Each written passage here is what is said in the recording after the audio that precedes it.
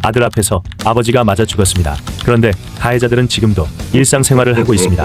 그리고 더 충격적인 건 사건 이후 자신들의 이름으로 음원을 발표했다는 사실입니다. 이게 정말 현실에서 벌어진 일입니다. 김창민 감독은 영화 감독으로 일하던 40세 남성으로 2025년 10월 20일 새벽 발달장애가 있는 아들이 돈가스를 먹고 싶다고 해 24시간 운영하는 식당을 찾았습니다. 그러다가 식사 도중 오전 1시 10분경 가해자 일행이 먼저 낸 소음 등 문제로 김창민이 조용히 해달라고 말하자 김창민과는 다른 테이블에 있던 20대 남성 A를 비롯한 일당들과 결국 시비가 붙었고, 이 과정에서 김창민은 주먹으로 가격을 당해 바닥에 쓰러졌습니다. 김창민은 약 1시간 만에 인근 병원으로 이송되었으나 상태가 악화되어 결국 11월 7일 뇌사 판정을 받았고, 장기 기증으로 4명에게 새 생명을 준 뒤 2025년 11월 7일 사망했습니다. 당시 상황을 목격한 목격자들의 추가 증언에 따르면 당시 가해 일행은 총 6명이었다며 김창민 감독은 가해자 무리에게 일방적으로 즉시 제압당했다고 말했습니다. 김창민은 가해자에게 백초크를 당해 가게 내부에서 의식을 잃었었으며, 가해자들은 밖으로 나온 뒤에도 주먹을 휘두르며 폭행을 가했다고 합니다. 특히 가해 무리 중 일부는 이 모습을 보고 큰 소리로 웃으며 즐기는 듯한 태도를 보이고 있었던 것으로 알려져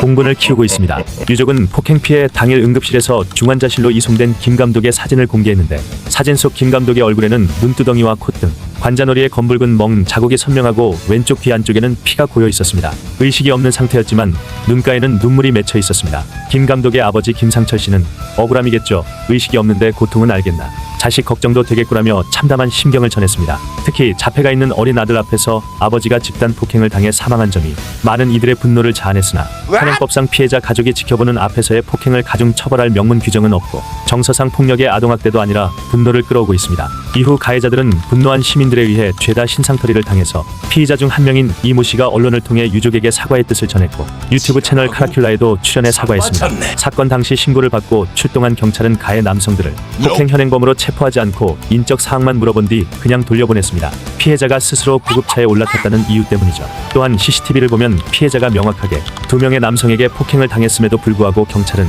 가해자를 한 명만으로 특정해 상해치사 혐의로 검찰에 송치했다고 합니다. 이 과정에서 구속영장 발부를 신청하긴 했지만 도주할 염려가 없고 증거 확보가 다 되었다는 이유로 기각당했다고 합니다. 가해자 일행 6명이 집단으로 위협하고 구타한 정황이 있는데도 한 명만 입건한 사실이 드러나 부실 수사 논란은 식지 않을 것으로 보입니다. 가해자 중 한 명은 범인이라는 랩 네임으로 사건 발생 5개월 후인 지난달 지인과 함께 힙합곡을 발매하는 등 반성의 기미가 없다는 주장도 나왔습니다. 곡 제목은 양아치이며 노래에는 순수했던 나는 없어졌어 벌써, 양아치 같은 놈이 대 등의 가사가 담겨 공분을 샀고, 유튜브 뮤직뿐만 아니라 멜론, 벅스뮤직 등 각종 음원 사이트에 정식 발매되었으나 이 같은 사실이 보도된 이후 삭제되었습니다. 단 해외 음원 사이트 스포티파이에는 해당 음원이 그대로 남아있습니다. 배우 오동민은 4월 8일 본인의 인스타그램을 통해 추모의 뜻을 담은 노란 리본과 함께 고인의 부실 수사 논란이 담긴 뉴스 보도 링크를 게재하며 억울한 죽음을 대중에게 알렸고, 과거 주연으로 출연했던 영화 구의역 3번 출구로 고인과 함께 제23회 부천국제 판타스틱 영화제에 참석했던 사진을 공개해 깊은 애도의 뜻을 밝혔습니다.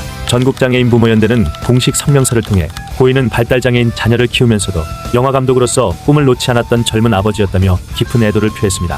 특히 자녀가 아버지가 폭행당하는 참혹한 장면을 고스란히 지켜봐야 했다며 그 충격과 고통에 공감하고 가해자 엄벌 촉구를 위해 목소리를 높였습니다. 우리는 이 사건을 통해 무엇을 봐야 할까요? 폭력은 어디까지 허용될 수 있는지, 그리고 그 이후의 책임은 어디까지 이어져야 하는지, 만약 당신이 그 자리에 있었다면 어떤 선택을 했을까요? 사람들은 살인자가 어떻게 유튜브에 나오냐면서 나라가 미쳤다는 반응입니다. 하루빨리 가해자들에 대한 처벌이 이뤄지기를 바라며 김창민 감독의 삼가 고인의 명복을 빕니다.